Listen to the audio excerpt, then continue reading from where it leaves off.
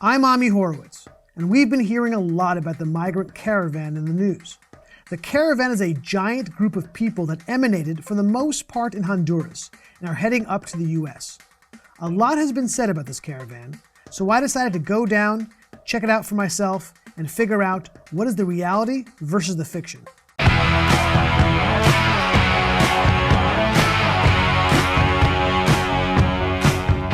I'm here in southern Mexico in the state of Oaxaca, an area of Mexico which is riddled with narco crime and cursed with extreme poverty. It's also where the camp and base of the caravan is for the night. They're settled here as they continue their trek on to the United States.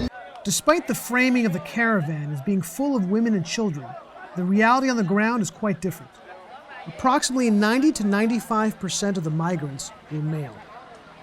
The major narrative being pushed by the press has been that the migrants are leaving Honduras because they're escaping extreme violence and that their lives are under constant threat, setting up the strategy that they would be able to enter the U.S. by asking for asylum. So I started by asking them a simple question. Why are you coming to America? ¿Por qué quieres irte a Estados Unidos? Bueno, voy buscando una mejor vida económica. Venir a trabajar allí a Estados Unidos. A ver si podemos trabajar allá porque en Honduras no hay trabajo. Pues buscando una vida mejor porque en Honduras no hay trabajo. Por trabajos. Y vengo a trabajar porque quiero ir a terminar mis estudios allá. Terminar estudios en mi caso. Come on, don't you just want to meet Caitlyn Jenner? Ah, ya más o menos. There's a massive logistical effort underway, akin to moving an army, and is clearly costing someone millions of dollars for the transportation, food, water, medicine, and services that are being provided for the members of the caravan. It's a supply chain that is being delivered by an army of trucks, which are all necessary to keep this enormous group moving forward. This is a truck actually carrying generic Gatorade. It's got electrolytes. The Mexican government also seems to be sending police to escort the dozens of buses and trucks that are ferrying the migrants and supplies along the route to the next destination. Ever present among the thousands of migrants are workers of Pueblo Sin Fronteras, clad in black t-shirts and colored vests. Pueblo Sin Fronteras means people without borders.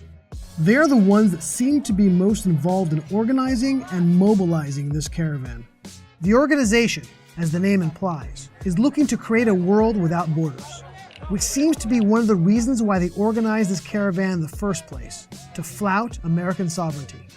Many of the Frontera workers have a very interesting perspective on the United States, particularly since they're trying to move all of these migrants into our country.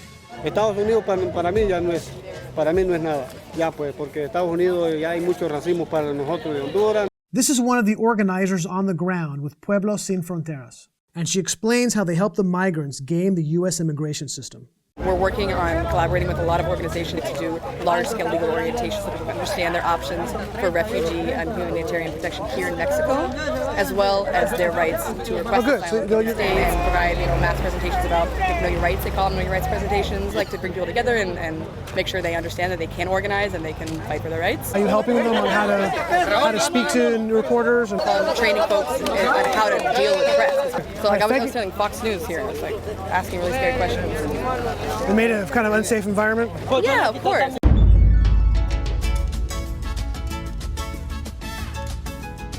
How many of you are there? How many from the organization? From hundreds. The United Nations has been very active with the caravan from the moment it crossed the border. Several of its agencies are on the ground with them and have expended a great deal of time and money on helping the caravan move along.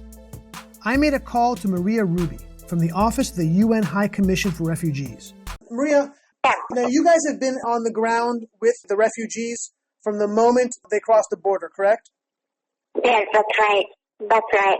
It's a number of organizations, right? Not just the High Commission for Refugees, but also UNICEF and some other UN organizations that are helping them, correct? Yeah, that's right. I mean, I can tell you that, for example, in Tapachula, in Chiapas, we were the only one that is still there. Now here in Mexico City, you see more organizations. But yeah, that's right. I mean, we've been there from the very beginning. I mean, after Trump's consistent attacks on the UN, this is kind of a great way to stick it back in the eye of Trump, huh? Yeah. Continuing my trip with the migrants, I decided to hop on the back of one of these trucks and hitch a ride with them. So now we're heading to the next location where there'll be food, water, and shelter for everybody. This is one of the many, many trucks and buses that are part of this caravan that are ferrying these guys from one location to another on the way to the United States.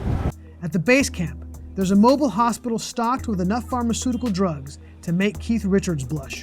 There's also plenty of doctors and nurses attending to all of the migrants' needs. America also has very generous benefits for people who live in America. Is that something you want to take advantage of as well? Así es.